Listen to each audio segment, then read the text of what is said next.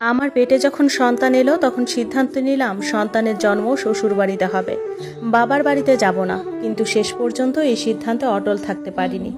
গর্ভধারণের পর থেকে লক্ষ্য করলাম প্রবলভাবে পেটে ব্যথা করছে। ব্যথাটা এত তীব্র ছিল যে চলাফেরা করা কষ্টকর হয়ে পড়ল। স্বামীকে বললে সে ডাক্তারের কাছে নিয়ে গেল। ডাক্তার বললেন বিশ্রামে থাকতে, কিন্তু দু একদিন আমাকে শুয়ে বসে থাকতে দেখে শাশুড়ির মেজাজ খারাপ হয়ে গেল।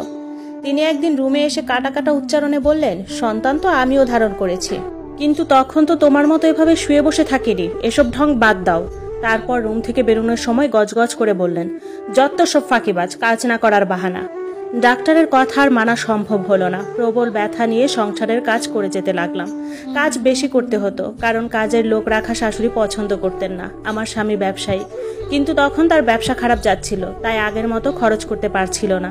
গর্ভকালীন সময়ে মেয়েদের যে বাড়তি পুষ্টিকর খাবার খেতে হয় এটা সে বুঝতো। সে তার সাধ্য অনুযায়ী আমার জন্য দুধ, ডিম, ফলমূল কিনে আনতো। বাড়ির সবার জন্য এসব খাবার কেনার সাধ্য তার ছিল না। অবশ্য আমার শ্বশুর তখনও চাকরি করতেন, এসব খাবার তিনি অনায়াসে কিনতে পারতেন, কিন্তু তিনি তা না করে এবং ছেলের আর্থিক সমস্যার কথা বিবেচনা না করে ছেলের উপর ক্ষেপে গেলেন। আমাকে শুনিয়ে একদিন আমার স্বামীকে বললেন, তোকে জন্ম দিয়েছি, লালন পালন করে বড় করেছি, আর আজ তুই বাবা মাকে দুধ, ডিম, ফলমূল না খাইয়ে পরের ঘরের মেয়েকে খাওয়াচ্ছিস? এত নিচে নামলি কি করে তুই? শাশুড়ি তখন বললেন, বউ পেয়েছে, এখন কি আর বাবা মার কথা মনে থাকবে? নিমক হারাম ছেলে। স্বামী তখন নরম স্বরে বলল, আমার এখন ব্যবসা ভালো যাচ্ছে না, তাই সবার জন্য ওসব খাবার কিনতে পারছি না। বউকে তো বিলাসিতা করে খাওয়াচ্ছি না, এখন ওর পুষ্টিকর খাবার দরকার। তারপর বলল, কথা দিচ্ছি ব্যবসার মন্দা কেটে গেলে আপনাদের জন্য ভালো খাবার প্রতিদিন কিনবো। এরপর বলল, বাবা আপনি তো এখনো আয় করেন, আপনি চাইলে তো ওসব খাবার কিনতে পারেন। শ্বশুর ধমকে বললেন, চুপ থাক, কথা বেশি বলিস তুই, আমরা কিছু বুঝি না তাই না? প্রেম উতলে পড়ছে বইয়ের জন্য। স্বামী সে রাতে বিষণ্ণ গলায় আমাকে বলল, সামান্য কিছু পুষ্টিকর খাবার তোমাকে দিতে চেয়েছিলাম, তাও পারলাম না। ওকে সান্ত্বনা দিয়ে বললাম, তুমি মন খারাপ করো না, তোমার অবস্থা বুঝতে পারছি। শারীরিক যন্ত্রণা, ঠিকভাবে খেতে না পারা এবং সংসারের কাজের ধকলে শরীর দ্রুত খারাপ হয়ে যেতে লাগলো। একটা সময় কোমর, হাত পা ব্যথা শুরু হলো। যন্ত্রণায় এবং দুর্বলতায় রাতে এক ফোঁটা ঘুম হতো না। রক্তশূন্যতা এবং পুষ্টিহীনতায় আমার অবস্থার যখন খুব বেশি অবনতি হয়ে গেল, তখন পেটের বাচ্চার কথা ভেবে ভয় পেয়ে গেলাম।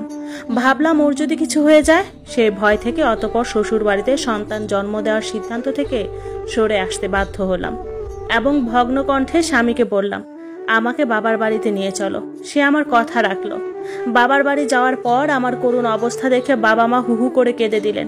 যাই হোক, যথাসময়ে আমার একটা ছেলে সন্তান হলো। যদিও ওর ওজন প্রয়োজনের তুলনায় কম ছিল, তবে আল্লাহর রহমতে আমি এবং ছেলে দুজনেই সুস্থ থাকলাম।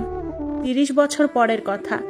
স্বামী এবং শ্বশুর শাশুড়ি মারা গেছেন। ছেলেকে বিয়ে করালাম। তারপর পুত্রবধূ যখন গর্ভবতী হলো, তখন বউয়ের হাত ধরে বললাম, মাগো তোমার যখনই কোনো সমস্যা হবে আমাকে বলবে, আর তোমার এখন ঘরের কাজ করার দরকার নেই, আমি নিজে ছেলের বউয়ের দেখাশোনা করছি, সুষম খাবার খেতে দিচ্ছি, ডাক্তারের কাছে নিয়ে যাচ্ছি। মাসখানিক পর ছেলে এক সন্ধ্যায় আমাকে এসে বলল, আজ শ্বশুর ফোন করে মেয়েকে বাবার বাড়ি যেতে বলেছিলেন এই সময় বাবার বাড়িতে মেয়েদের যত্ন ঠিকভাবে হয়, শ্বশুর বাড়িতে হয় না। শুনে আমার বউ কি বললো জানো? বললাম, কি বললো? বলল, না বাবা, বাড়ি যাব না, সন্তান এখানে হবে। শাশুড়ি মা এত ভালো যে বলে বোঝাতে পারবো না। তিনি আমাকে আপন সন্তানের মতো ভালোবাসেন, সার্বক্ষণিক আমার খেয়াল রাখেন। তোমরা নিশ্চিন্তে থাকো। শুনে চোখ দুটো হঠাৎ ভিজে উঠতে চাইলো। কোনো রকমে নিজেকে আটকালাম, কিন্তু ছেলে চলে যাওয়ার পর আর আটকানোর চেষ্টা করলাম না। চোখ থেকে টপ টপ করে পানি পড়তে লাগলো। নিজে গর্ভকালীন সময়ে শ্বশুরবাড়িতে এমন ভালোবাসা পাইনি বলে কি, নাকি আনন্দে, কে জানে।